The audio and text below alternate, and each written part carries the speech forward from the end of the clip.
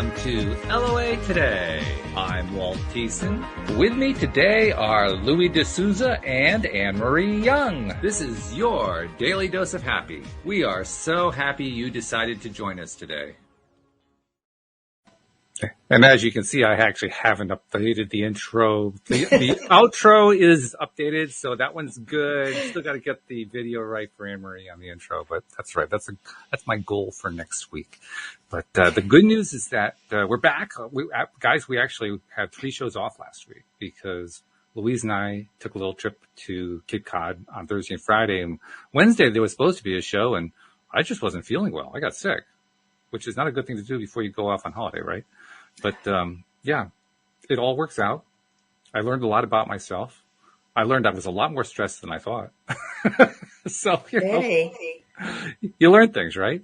But, no, it's all good. And we're back up and running here. Got a couple of things to tell people about. First of all, Shelley Epperly is going to be leaving the show. And, so we're once again looking for somebody else to step into the breach, so to speak. So Anne-Marie has done it. And on Tuesdays, Bridget D is now joined us there. So, we're looking for one more person who might want to step out of the audience and step onto the platform, the StreamYard platform. Join us and have a good time. So if you're interested, send an email, send a text message, send something that I'll recognize. Don't do like I did with Louis, where I sent him an email. He never checks emails. It doesn't work that way. But, send, I can take an email, walt@loatoday.net. That works. Send me something via the app, send something by loatoday.net website, via the Facebook page. I'll get all of those. Doesn't really matter which one you pick, but reach out because it's fun, Anne-Marie, isn't it? I mean, you've done this is your really third is. week, right? Mm. Is it different from what you expected? Is it different? I didn't expect to be as terrified as I am at the moment. But no, honestly, I was just writing in my journal today that I'm learning so much just from having conversations with you guys. Wow. And worth every second. It's so much fun. That's cool. And well, Louis, you know what it was like, but you jumped right in, like after listening one episode. So you were done at that point. It's like, okay, bring me on the show. But what was your experience like when you came on? Well, Walt, as you know, I've always been confident. So there was a little bit of excitement from, it's just something new. By the way, you're a little bit low. Bring your volume up just a tad. Just give me a sec. How's that now? Yeah, that's good. Good. As I was saying, I was very confident in the beginning, but still, something new and, it was really exciting and all the rest of it. So, there was a bit of nervousness in the beginning with anything like this. You're exposing yourself to the public and you don't know how people are going to react and all the rest of it. And, it is what it is. It was just fun. I mean, in the beginning, there's just a bit of excitement and trying to plan what I was going to say and all the rest of it. Now we just wing it. That's right. Well, you hit it very well because I remember those early episodes. And if you were planning that, the planning was covered over very nicely. You smoothed out all the seams. So nice job on that one. Thanks. So, something else. Oh, go ahead. I always remember that I was always so impressed about you, Walt, at how well you were at finding the right questions at the right time, the right place, and still are. It's quite a skill you got there. Well, thank you. I appreciate that. Of course, having done 1,500 episodes, you kind of learn it, one way or another. 1,500. Yeah, 1,500 episodes. So somewhere along the line, you pick up the skill just a little bit. It's kind of like what Cindy Chavez likes to talk about. She says you can be the worst person at drawing in the world, and if you get a pad of paper with 365 pages on it, and you try to draw something every single day, by the end of the year, you'll be a good person at drawing. It'll be just that simple. So, yeah. That's really the way it works. But thank you. I do appreciate that. Something else I want to tell people about, those of you who are interested in David Strickle, the Stream of David. David's going to be joining us for an episode a week from Tuesday. So that actually gives us more time to find somebody to replace Shelley because week from Tuesday, it'll be me and Bridget and then David. And then the week following, that's when we're looking to start somebody new. So if you're thinking about it, that's a good time to reach out during that 2-week period. But if you've also had questions that you wanted to ask David Strickle or the Stream of David, if you ever wanted to kind of sit in the hot seat without actually having to sit in the hot seat, it's a good way to do it is just to send a question in or be a co-host and you can ask a question right from the show because that's also a good way to do it. But either way, David's going to be joining us in about a week and a day. And we have other people coming in too in the next few weeks. I'll see if I can find them quickly. I didn't prep for this, I'm afraid. I was kind of like doing this from the seat of my pants, shall we say. But there are good stuff coming up. I'm in conversations with a gentleman named Ron Laker. I made reference to him without naming him last week as somebody who may come on because he has a particular kind of expertise. He is a certified billionaire. And if you've ever wanted to talk to or listen to or ask questions of a billionaire and what it took to get there, that's the guy to ask. Now, we don't have the date set up yet, but he's definitely expressed his interest in coming on. He's doing what billionaires do. He's traveling the world at the moment. And, when you're busy doing that, you have to kind of put podcasts aside. But he'll be back. And when he's back, that'll be the time that we'll get him onto the show. We've also got a couple other people. Jeanette Dalglish. I'm not sure if I'm mispronouncing her name. Well, I'm sure I am. Either way, one way or another, I mispronounced it. But she is a friend of Cindy and Jackie, who do the Wednesday show with me. She's going to be joining us and talking about, of all things, Mercury retrograde and why it's such a powerful ally for deliberate creation. Like, okay, there's an interesting topic. Hadn't really thought of that one. And then what is Mercury retrograde? It comes from the world of astrology. It's actually a physical phenomenon. There is an optical illusion that happens every 88 days or so, where Mercury appears to go backward in its orbit. It doesn't actually go backward. It's just because of the nature of the orbit that it looks like it's doing it, but it creates this appearance as if it's moving backwards in its orbit. And there are a lot of people in the astrology world who attribute Mercury retrograde to all kinds of things going rotten in people's lives and electronics screwing up and all kinds of stuff. So it has a sort of a negative down the spiral, low vibe twist to it that most people apply. And what's different here is Jeanette actually is going to apply an up the spiral twist to it. So that's going to be interesting to find out. What does she think is up the spiral about it? And then we have... It's a little bit like Friday the 13th. Some people look at it as bad, some people look at it as good. Exactly. Yeah, that's exactly what it is. And then we have David is going to come on again in September. He's going to be on a Friday show, the second Friday in September. And that's going to be interesting because Debbie G, of course, does that with Neo Positivity and me. And Debbie G is also a boot camper. So I'm looking forward to having David and perhaps the stream interact with Debbie because Debbie is like this mercurial personality. And the two of them going at it, that's going to be really interesting to listen to and be a part of. And then I've got one other person coming on. This one, I don't even know much about this particular guest, Zara Mahoun. What I do know is that the website is podcastvirtuoso.com. I have no idea what that one's about, but that's going to be Friday, August 27th. So mark it on your calendar. I am marking it because I want to find out what this guy's about. I have no idea, but it should be fun. Anyway, so that's my long-winded set of announcements and promos and so forth before we get started here. Can't say I really had a whole lot to talk about, except I can tell you a little bit, guys, about what my vacation, my holiday was like, and what I learned from it, because there were a few things I learned. First, I learned how stressed I am. I thought I was a lot less stressed than I really am. And I found out just how stressed I am by getting very sick before we left. And then we were only supposed to be away for 4 days. We didn't actually leave on time. The first day we had to stay home because I was sick. And the rest of the 3 days was just me dragging my butt from place to place on this beautiful location. We were on Cape Cod, which is right off the coast of Massachusetts. It's a fabulous vacation resort area. And you would think I was being punished and sent to detention the way I was behaving. It was not a pretty sight. And I would not have predicted that that's where I was at, because I've been doing all this work on myself and so forth, and I've been achieving results. And then all of a sudden, bam, I get hit with that. So I'm still figuring it out. I can't give you a whole lot more commentary than that. I haven't quite figured out what's going on with it, except to say I now know I'm a lot more stressed than I thought before. And my wife confirmed it, by the way. And I asked her, well, how did you know? She said, because that's how I felt when I was running the business. So, yeah, but I can't explain it any more than that. I don't know. Have you guys ever found, circumstances, you got sick, something showed you that you were experiencing stuff that you didn't realize you were experiencing?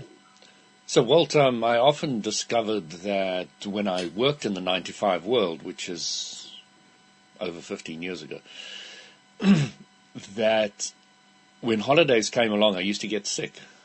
And I realized that it was not a phenomena for only me. It was a phenomena for quite a lot of people. Really? So you hold it together to keep on working because you have this, this obligation, and, you need the money to come in and blah, blah, blah, blah. And then when holiday comes, you feel you can just go and relax. And then sickness comes. And,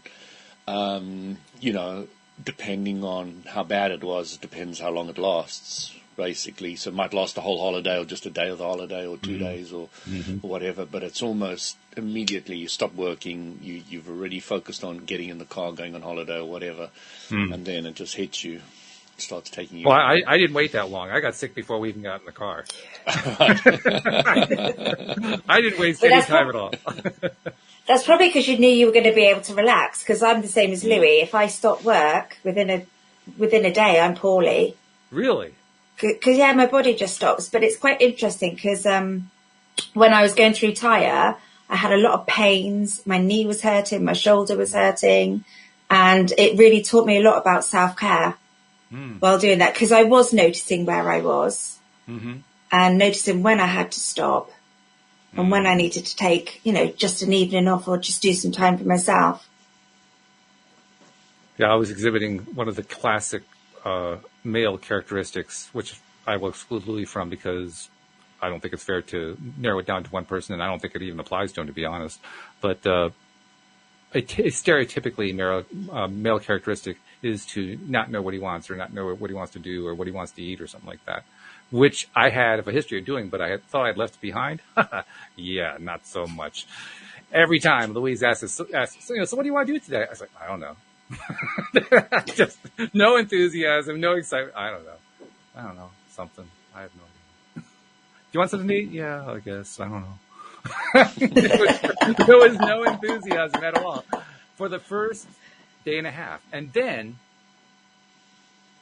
I'm still trying to figure out exactly what happened. I think it's just that we went to a really, really, really nice spot, very ritzy, very expensive spot. And we sat down to have this really nice lunch.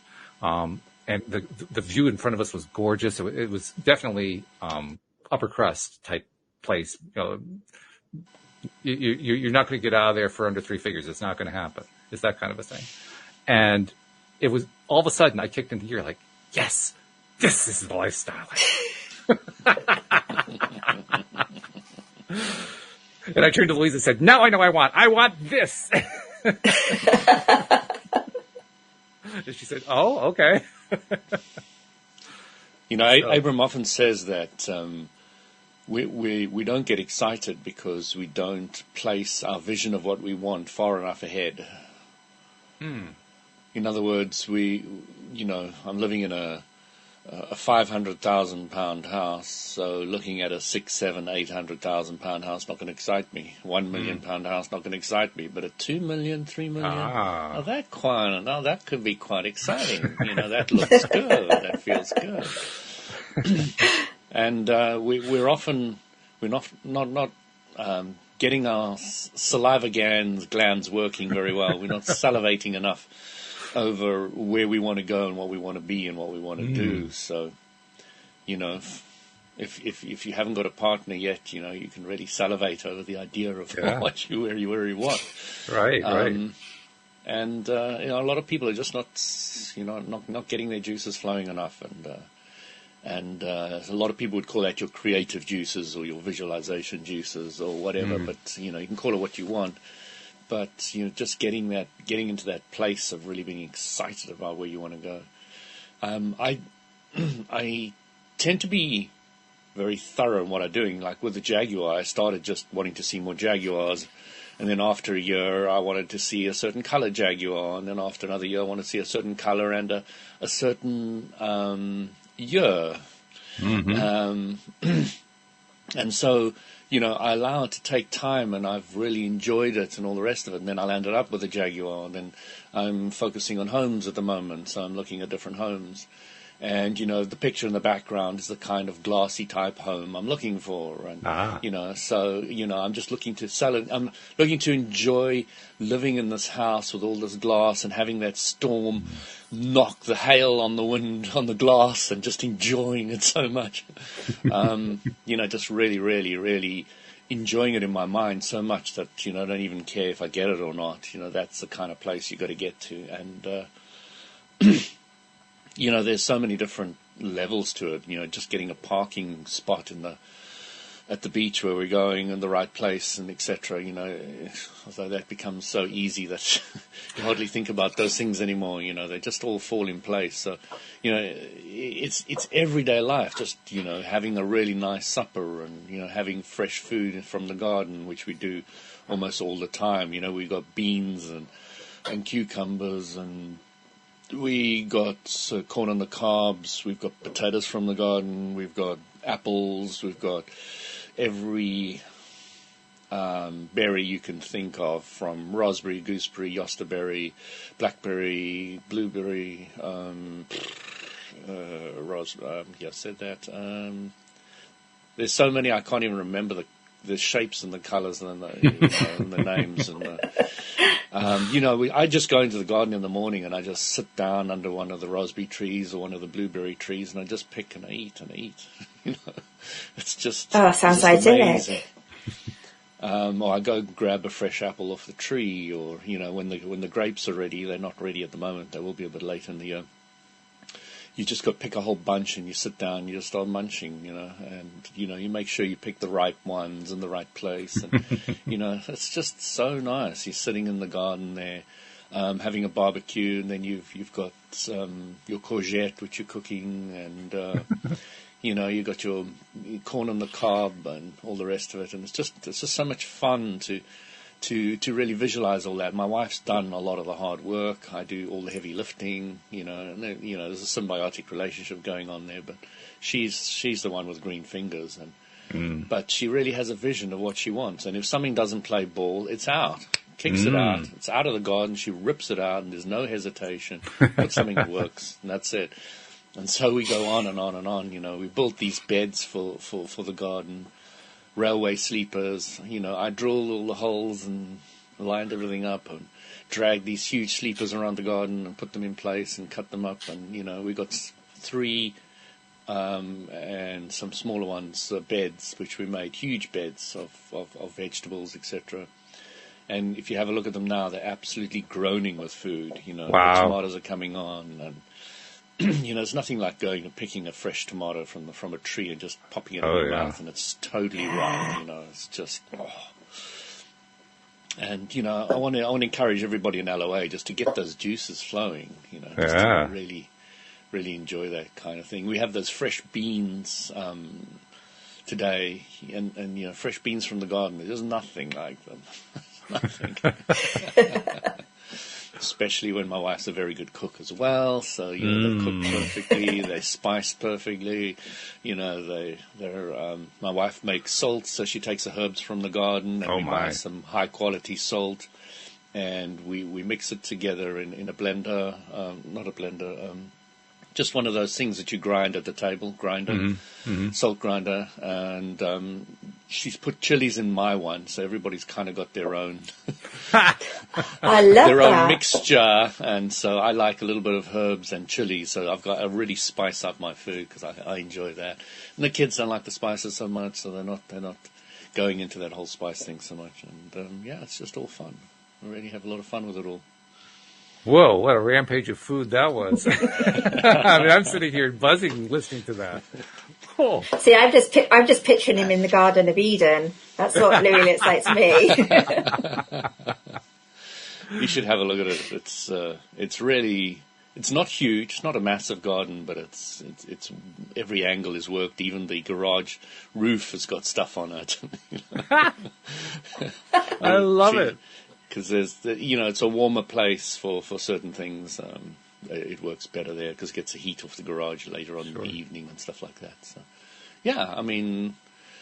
the garden's green, and I'm studying soil, so I'm trying to make sure that the soil quality is high, and there's lots of things which I'm learning at the moment, which we'll go into maybe on another podcast, because it's really interesting how to improve the soil, just putting fertilizer on your soil. Not fertilizer, just putting compost on your on your lawn, not fertilizer, not farmer compost stuff. is a wonderful way to fertilize, so to speak.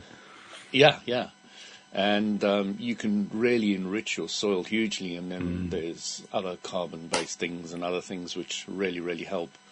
What you're trying to do is get your soil to be live.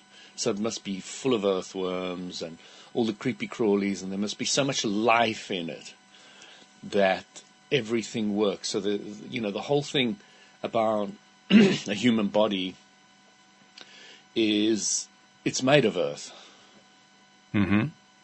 Okay, so if you eat carrots come from the earth. If you eat a cow ate the grass came from the earth. So the human body is just an accumulation of earth.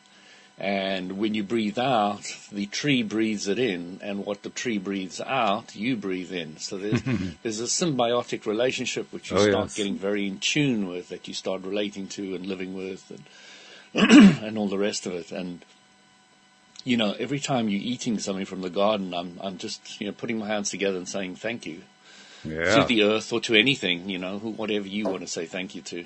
Well, especially with the fact that you basically have planted these extensive vegetable gardens, which means you're not only going to get fresh vegetables, but you're going to get vegetables with flavor, with deep, rich flavor. Nothing like you'll ever get at a supermarket or a store or anything like that. Not even close. It's night and day. You also understand that lettuce, if you break off a fresh lettuce leaf, it bleeds that white stuff, that white milk. Right. Mm-hmm. Okay.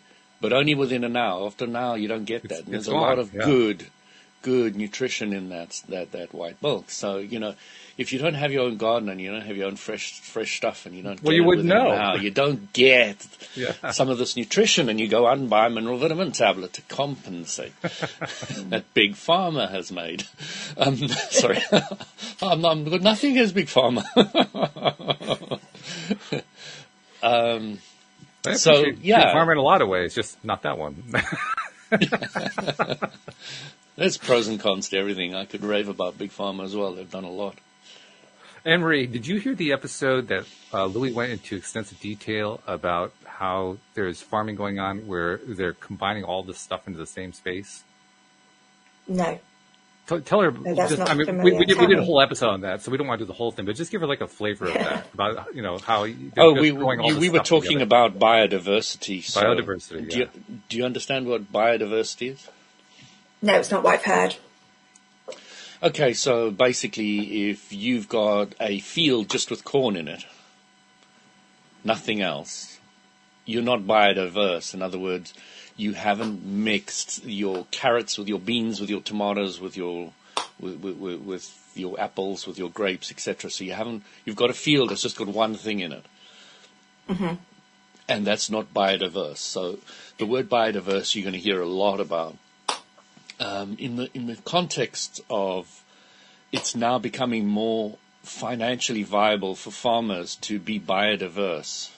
In other words, to have more than one crop in their fields, because one thing feeds off another. So the big leaf of the one plant will now protect something else growing in the ground, which will improve the soil, and the one soil effect that one root system has on the soil will help another one. And so they all, once you start understanding which ones work well together, you put them together, etc. And there's many formulas of which ones would work together.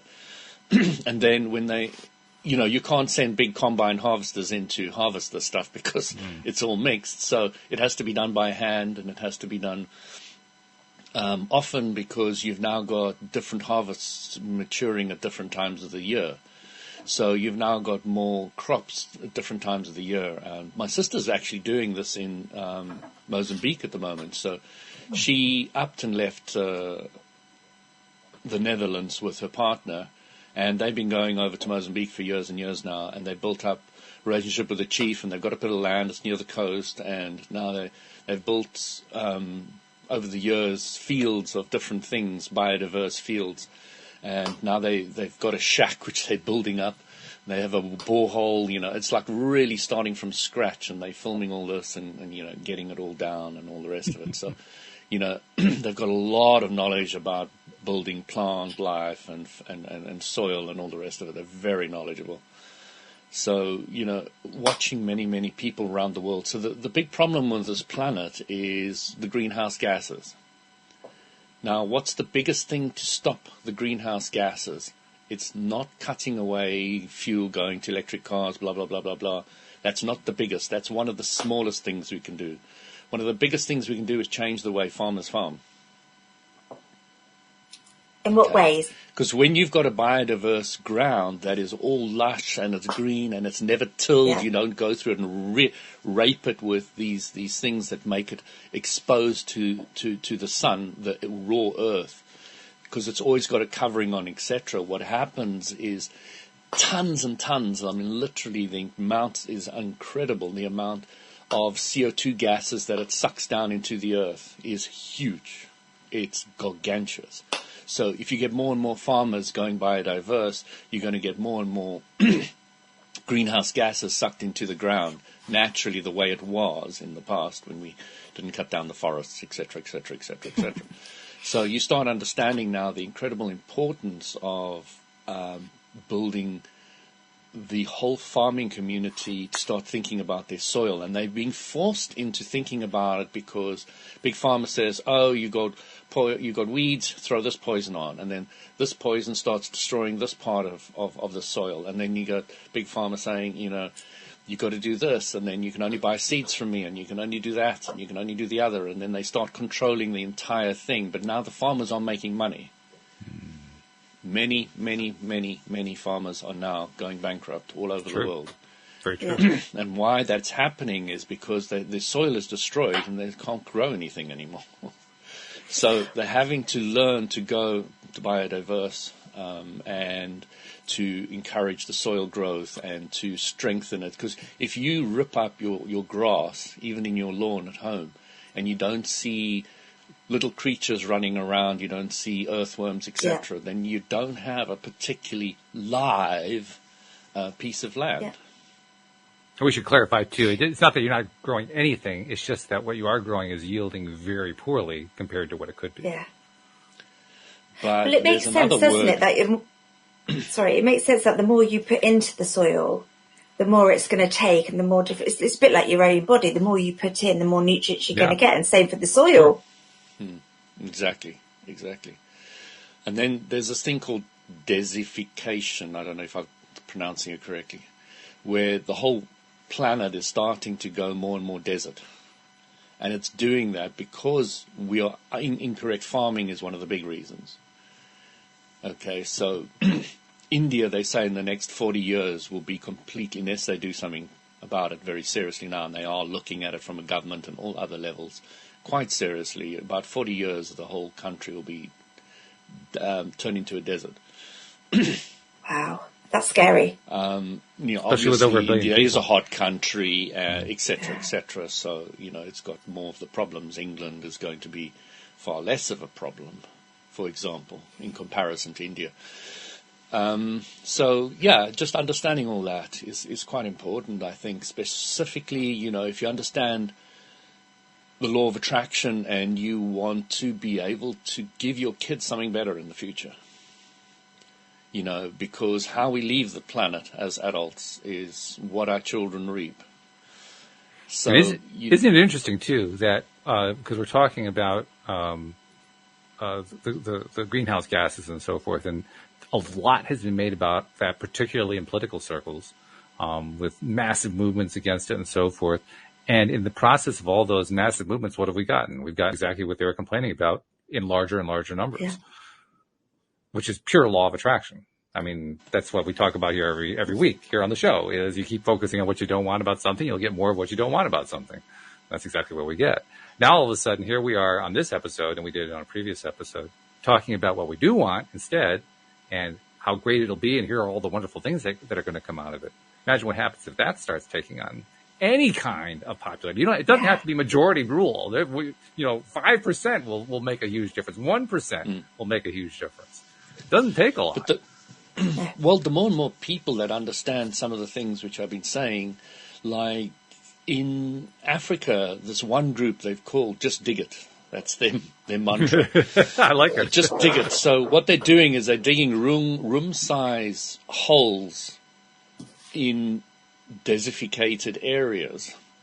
And what that does is, because there's now a wall, the water collects in the pool, and then everything starts growing again. So, they may even need to seed a little bit, but they generally don't have to. What's already there will regrow. So what they've done is they've done in one part of Africa, just with this one movie I watched, they dug 75,000 holes. And it was a whole job getting the locals to believe them, to actually get out there and do it. And then when it did start growing and throwing fruit, they couldn't send their animals into that area because they had to wait for it to mature a bit more first. Right. So, it's a whole relearning process. And also they take trees or shrubs, and they tie them up into with a bit of string, and they cut away all the stuff underneath it. And that helps the tree to grow up. And the more trees grow up, the more cover they've got. And as soon as you change a piece of land into a greener area, you get more rainfall. Sure. And that makes total sense, because what they're really doing is they're removing, normally in most fertile areas anyway, the topsoil is the desirable soil. It's the soil on top that has the most nutrients and so forth, until it's no longer true. And in a desert kind of situation, very definitely it's not true. That means the soil way down is the better soil. So what they're doing is they're getting at the better soil, which is, it's on the one hand, it's brilliant. On the other hand, it's like, well, yeah, duh. It's both. But it's such a simple idea, but the implementation of it was really tricky. The amount of time and effort they had to take to speak to the locals and encourage them, go out and show them, and spend years waiting for a result. It is a whole tricky scenario. Yeah, sure. Oh, yeah. I'm sure there's a lot that goes into that. But still, I love the ingenuity of it. They're just thinking very carefully about what's it going to take to actually, not assuming that it can't be done, because I think that's where people usually start. Well, that can't be done. We can't do anything about deserts. Deserts are going to be deserts, and it's going to be the end of the earth, and blah, blah, blah, blah, blah, blah, blah. That's where most people start. But these people started with, well, yeah, we can resolve it. We just have to give it some thought. How are we going to do it? What's it going to take for the whole thing to shift, and start envisioning what's it going to be like when it happens? I'm sure that's where they started. They may not have known anything about law of attraction, but I'm sure they started with, this is the image of where we want to get to. And then they start asking themselves, okay, so what do we do next? What's our next step? What's the next step? And in India, they've now proven over many years that a farmer makes a lot more money with being more biodiverse and planting more trees on their property and working around them, etc. I love that part. That's the part that we emphasized the last time. You had your crops growing around trees, so they're all kind of intermixed together. I thought that was fabulous. But then you've got this guy in Canada who found a small little land in the middle of nowhere and started building something, and he's incredibly intelligent on a level few people can understand, because he's intelligent in many different levels, from a mechanical to a chemical to all other different levels, to understanding permaculture, agriculture, etc. And he created a closed loop system, and it's a powerhouse. And what it does is it uses a certain type of charcoal that is not made with much oxygen. And out of that small fuel, which he can go get wood from that are cut off and throwaways, and he can make it out of that. And a small amount of that can now fuel enough heat that he's able to take that and move it into a chemical mixture which completely enlivens all his plants and all his growing and all the rest of it. And then he takes that and he moves it around somewhere else. But he's got a closed loop, so it's a circular thing. So it's almost like he's created perpetual motion. Very nice. And he can charge, just with this one thing that he made, the entire process, everything in huge structure, and 10 other houses completely. And so the byproduct that is coming out of it is electricity. Wow. That's really crazy. byproduct. Yeah, a byproduct. is Right. electricity. Yeah. So, this guy came to it one day and he found it burnt to the ground, and he was totally devastated, and he had to start the whole thing again. He's built it up again. Wow. But, of course, anybody that's found perpetual motion or unlimited energy is going to be... Oh, yeah. If I was the government and I was honest and ethical, I'd be the first person knocking on his door and getting his help to start building these all over the place. But nobody's doing that. They're ignoring him and just finds it burnt down one day. Well, I don't blame him for keeping it quiet, because the words government and ethical usually don't belong in the same sentence. So it actually makes sense that he would keep it quiet. And I hope he continues to, actually, because that just because you keep it quiet doesn't mean that it doesn't spread. It just means it doesn't spread through, popular political press. That's all. But, I think everybody knows he's got it now. They've put out a video and it's gone viral. So, but, word is out. I've always said to everybody, there has been on this planet a lack of resources or energy ever. You can have as much as you want from what we've already got and more. One guy was taking, graphene. Now, if you know what graphene is, it's graphene or graphite is just like a pencil. Pencil's made out of graphite, right? So if you take very, very thin levels of graphite, it's called graphene. And they're so micro thin that if you put heat on one side, instantly, without zero loss, you get it out the other side. 100%. Wow. So it's 100% conductor. That's really something. It's 100% conductor. So now there's one billionaire, if you have a look on YouTube, look at Billions for Change. There's one billionaire who's got so much money and he just puts it back into studying all the stuff and his own company that looks into finding alternative methods. He's made a string out of it and he wants to plug it into the center of the earth so he can tap into the core energy of the earth, because there's zero loss all the way up to the surface. True. So, there's so many different possibilities out there that we can tap into. The sun and solar panels is just a tiny... Oh, yeah, that's a very small tiny piece. dot not insignificant. It's important. It's just, not insignificant, but I think what this other guy had was incredible because it was the closed-loop system. Yeah. So there was no loss, and it just went round and round. And it was a whole chemical process. So I'm really, really chuffed about that one. And I think that one, I'd love one of those in my backyard. No kidding. My own powerhouse. Would be incredible. Maybe in the next house with all the glass windows. Yeah, and then I can supply 10 houses around me, Yeah. They can all have free electricity. But, it's really exciting to see what people are doing out there with all this, these ideas, and people are sharing and people are becoming aware and all the rest of it. So, there's no reason for anybody ever to work. That's all a myth. That's all for government and taxes and all the rest. None of that's really necessary. And, I haven't really worked really very hard for many, many, many years now. And the more I'm thinking, the less I'm working. The more I'm using the law of attraction, the more I'm getting things to work out for me quickly and easily, the less I'm actually having to pay a taxman or work at making money anymore. It's just incredible how I kind of learned this when I was an IT contractor, because in the beginning I really worked hard and I was up late and, I was a call out and I had to go to fix all the problems at midnight and all the rest of it. Even though they paid for the cab, it was just, your whole sleeve, and it was stressful. And then I got a job a little higher up the rank and I got paid more and I did less. And I thought, hey, this is a little bit better. And then I got even higher up the rank, project managing, and then, I got paid a lot more and I got less work. And then, I got to a place where I was just getting paid a fortune just because they knew I could solve any problem, and I just sat there twiddling my thumbs. And if anything ever went wrong, I just sorted it out, and I got paid, like £60 an hour. And, one of my bosses, when I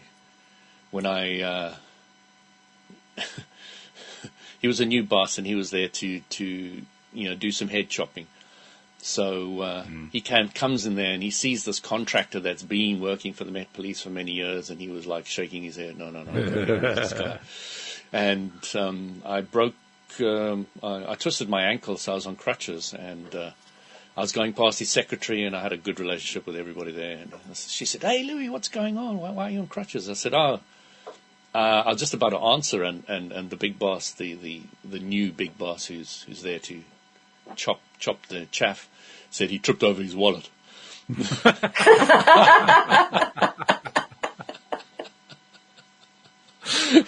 And I had to chuckle at that one because I was probably making a lot more money than he was. So, I started realizing it. The point I was trying to make is that the less I did, I was getting paid more for thinking than I was getting paid for doing. And of course, our world, you got to work hard, study hard, otherwise you don't get anywhere in life. It's just rubbish. It is rubbish. It is complete, absolute rubbish, but it takes people a long time to really break out of that because they're so programmed to believe that they will go down that route, and they will feel wrong if they don't. That's how strongly embedded it is. If they get to my position where I do very, very little, they'll be feeling guilty about it. And you can see that. I can see that. I mean, I'm still working on that one. That is one that I'm still trying to lick, so to speak. And it just amazes me how often I think I've made some progress, and all of a sudden, there comes another sprout of guilt or frustration or anger or fear or whatever. Like, oh, where'd that one come from? This is worse than weeds. Weeds, you could actually pull up the roots. This one, you pull up the roots, they grow back anyway. Have you heard David talk about the pyramid for the economic system? So basically, you've got the people at the bottom who are holding it up, and they're the ones that are hating their jobs. And they're the ones who you've got all that way to travel up. But you've got the people like Louis at the top of the pyramid who are living in joy, getting the money, and keeping things going. Oh, yeah. And it's just finding your place on that pyramid. Yeah, that's actually part of the boot camp. It's one of the early modules of that. It's absolutely true. And I knew that one before I got into boot camp, but it's another thing to have it actually rubbed in your face again. When you're actually in the middle of it, oh, yeah, that's right. Well, okay. I was at a meeting. It was an energy Jinshin meeting. Walt knows what Jinshin is. And I was saying my whole family was bitching that I was lazy. And I said, well, I really am proud that I'm lazy, and I want to promote laziness. And, all of them are nodding their heads, because once you've been in Jinshin a while, you really get that. This energy thing really teaches you that.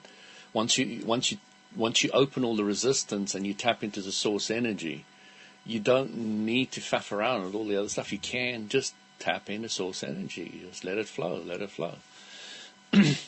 And that is the easy way of doing it. It's not hard. Yeah, that's the easy way. When you were talking about some of these really brilliant minds that have come up with these really neat inventions, including that guy in Canada, wow, it made me think, I wonder if that's something we should be making as like a more regular feature here on the show, just identifying as often as we can various people who are doing things outside the norm, not necessarily getting a ton of attention. Maybe they got an idea that went viral on YouTube or something, but still not getting, they haven't become part of the mainstream. And because, I mean, first of all, just listening to the story was a vibe lifter. Huge vibe lifter. And second of all, when you make it a regular practice to hear or talk about or engage in conversation about stuff like that, that's going to create the automatic tendency to do that kind of thing even more, which is exactly what we try to do as conscious creators. We want to learn to refocus our attention more and more on what we want. Well, in order to refocus your attention on what you want, you got to have some idea of what it is that you want. And a lot of us, the answer to that question is, well, I'm not really sure. What is possible? We kind of get lost on that one. So I don't know. I don't know what you guys think. I'm thinking maybe we ought to find a way to bring that kind of into the show, more into the show more often. I think so, because it also helps other people to think in different ways and learn what's going on outside of the mainstream, like you say. Yeah, that is a big deal. Changing the way you think about stuff.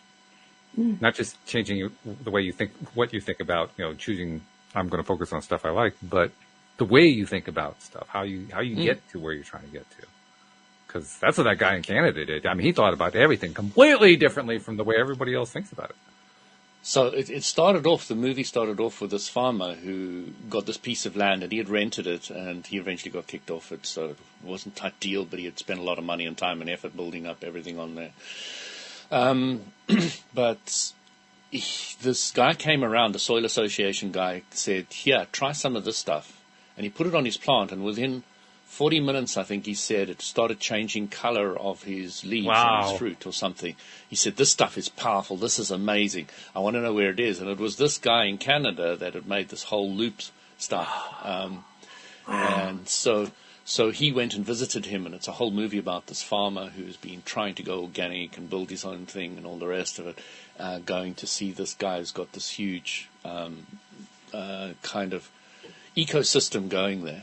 And he was very, very impressed. And, he followed him all the way through the burning of it and the rebuilding of it and all the rest of it. So, yeah. When somebody was saying, where do I spend my money or who do I give to me, it's not the SPCA or whatever they call it in the different parts of the world. It's something to do with soil, because everybody can choose where they want to, go with helping other people, planets, etc. Because if you help the soil, you're now helping the animals, the humans. You're helping everything, yeah. You're helping everything. So I just like the core mentality of working with Mother Earth. So I didn't really ask for this last time we talked about it, but I want to ask this time. I want to know the URL of that video. It's very rare I want to actually watch a video that we talk about here on the show, like where I really, really want to go watch it. This is one. I really want to go watch this one. This is interesting. I will dig it out somewhere and wing it to you later. Yeah, definitely. And then we can give it to all the listeners as well. So absolutely. Well, yeah, once I get it, I'll put it in the description for this episode so people can dig it up. Yeah. But that sounds so Louis, you probably don't feel the need with the vision, but with the garden, do you ever sort of give your energy to the plants? Because I know once I had like a dying aloe plant and I was literally just over it, trying to give it my energy, and it got better. Mm-hmm. It perked up, yeah. It perked up a wee bit. So there's a whole lot of things to perk up a plant. The first thing I would do to a plant is maybe repot it. I put it in new soil, fresh, organic. We create our own compost, so we eat organic food. We put it in the compost, and it all rots. And we like putting certain things in it to speed it up a little bit. Blah blah blah. So when I'm doing that, am I giving it my energy? For sure. Mm-hmm. Okay, so combining different things together, certain types of water. I'm very, very keyed up on getting my water to be the best it can. Walt's heard me a few times go about all the millions of different things I do for water. I don't just drink water. I even drink it in a wine glass. I drink it all the way. So it's the bottom line is, what was your takeaway after week 2 that you talked about on week 3? I think it was. What, and the happiness? Yes. Yes. What's the greatest gift you can give anybody? So what is happening is, when you're happy about repotting the plant, putting new soil in, all the rest of it, you're aligning with your core energy, and you don't have to do anything, do you? You don't have to give it your energy. Okay, because if you give it your energy, you're going to lose your energy. Okay, so understanding that you have this core energy inside you that is perpetually unlimited, powerful, is an important understanding, and I always want to get people in LOA to understand that principle. Yeah. Inside you have the power that creates worlds, is the way Abram puts it, and I love it. It's just beautifully put. Inside you is the power that creates worlds. So your non-physical part of you that joined with the physical, which all of us, not only talking with our physical bodies, we're talking with these non-physical bodies to each other. Okay, that part of you has unlimited potential. Which is almost unfathomable. It's almost impossible to gauge exactly what that even means. Absolutely, it is, and that is a great statement, because that allows you to understand anything is possible. Right. Yeah.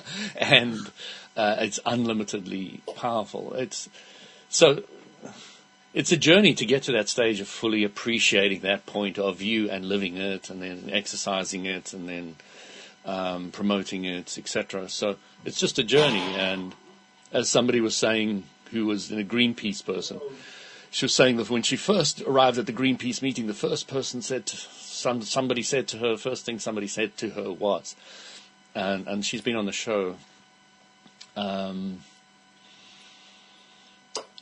they said to her, it's a journey, and I'm starting to live in a more green or green process or environment or way. It's a journey, and it's going to take time for you to put all the pieces together and start trying to live it. And it is, it's the way it works. So you're going from a certain level and way of thinking, and you've now got to deprogram all that. You've got to reprogram a whole lot of other things. It's a lot. It is a lot. And it's a journey. And if you look at it as a journey, then you can appreciate all the steps. But if you look at it, I only got to get to the goal, I've got to be like Louis or whatever, it's just like, compare yourself with who you were yesterday, not with somebody else. Yeah. And then you appreciate the journey. Then you like stepping into who you are now, and it can be an incredible journey for you. It can be absolutely amazing. It gives a completely different flavor, in my mind, to the word green. Because quite honestly, over the years, the word green has come to mean, stay away. Yes. So, Walt, every subject's two subjects. Look at the other side. That's right. And that's what I'm celebrating. This side is a much more delicious side. By large amounts. We're not even talking about being in the same supermarket. We're talking about we're talking about the difference between a true 5-star restaurant and Loblaws supermarket. I mean, it's just not even in the same place. It's just they're not even in the same location. It's just so completely different. But it's a wonderful thing, because when we are able to at least expose ourselves to that other side, to that flip side, I think you just called it, and actually experience it, even if it's just vicariously, because that's what we're doing here. We're experiencing it vicariously through your description of it. But even through that, which is a relatively minor way to do it, I mean, it's palpable. We can feel it right here, right, Anne-Marie? Right here on the show. We're just... Absolutely. It's like every day. Feeling. Right. And especially with this topic. I mean, for years and years, I wasn't exaggerating when I said green, stay away, with my little put up the finger cross thing. Because I was just so offended by what that side of the whole green thing was all about. And then I hear this side and I think, is this really the same green? I mean, is this really the flip side? Holy, it doesn't even sound like it's the same universe. It sounds like it's an entirely different universe. Walt, I get a lot of people saying to me, why should you buy organic? It's not really organic and all the rest of it. And my answer always was very simply, I'll support anybody who even tries. Well, that's true. Yes. Yeah, because nothing's fully organic left on this planet. I'm sorry, because there's air and you get wind pollination from the GMOs, etc., etc. So, yeah. And let's be honest, we live, and this is a key component, we live in a world of polarity. And we chose to come into a world of polarity, and that world of polarity is going to have all kinds of stuff that is not going to be purely organic.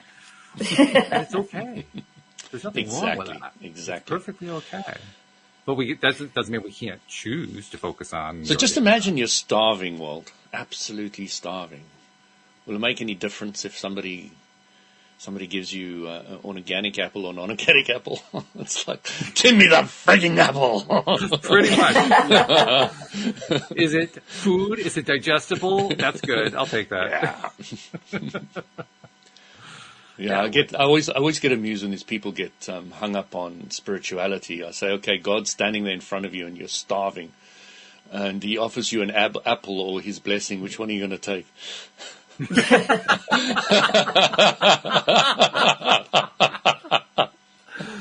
depends on how nutritious the blessing is. I mean, really. Well, doesn't food get more nutritious or have a better energy if you bless it yourself? What does blessing mean to you, Anne-Marie? Well, if you have that appreciation for what you're about to consume. Mm-hmm. Yes. What does appreciation do to you? Well, it makes me happy. It makes you happy. It makes Happy me grateful. equals alignment. Yeah. Which means you're tapping into your source energy. Yeah. Which means your food. Well done. Yeah. You're just understanding the process of what's actually happening, and then you can answer all these questions yourself. It's just understanding what's happening. What is alignment? Because Abram said to everybody, there wasn't even a question. They actually volunteered this, which is unusual. Which is unusual for them, Yes. They said if somebody wanted to call us a salesman, we would say, yes, we are, and what we're selling is alignment. Mm-hmm. Yes, I remember that. Yes. That's right. And once you understand the word alignment, now my clarity of thought is a level of alignment, which is a level of happiness. So you could look at it as happy or clarity. So there's many different types of alignment, many different types. I think it's interesting that the Abraham Hicks emotional guidance scale, at the top of the scale, has 6 different words to describe what it's like being in that top most aligned position. And that one of those words, we haven't really talked about this a lot here on the show, but one of those words is knowledge. Knowledge is a high vibration word. And I think it deserves more attention because of that. We need to think about that more, that just how valuable knowledge is, just how high vibration true knowledge really is. But maybe we'll do a show on that. Don't know. Kind of makes sense, since we are an LOA Today show. I do want to remind people that what I said at the top of the hour. Wow, where did that hour go? I know it flies, doesn't it? Especially when it's a really juicy, meaty topic like any good food is. But at the top of the hour, I was telling people how Shelley's deciding she's going to leave Tuesday. Bridget, of course, is my newest co-host on Tuesday, but now we need somebody else to kind of fill the breach, so to speak. So if you had been hearing what Anne-Marie was doing and what Bridget was doing and kind of getting excited along with them vicariously because they're joining the show and having all this good stuff, take the step. Reach out. Do it. Contact us. Do it. Just do it now. Just for the heck of it. Because you're going to love it.